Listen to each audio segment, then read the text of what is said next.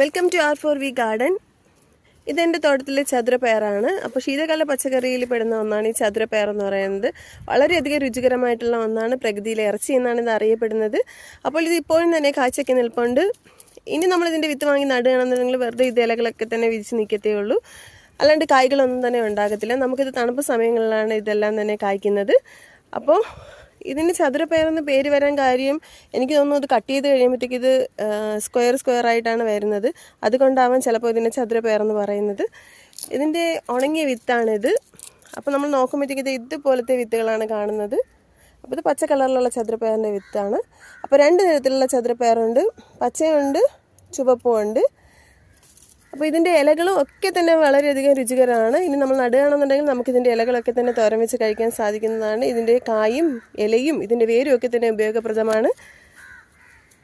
അപ്പോൾ വീഡിയോ ഇഷ്ടമായിട്ടുണ്ടെങ്കിൽ തീർച്ചയായും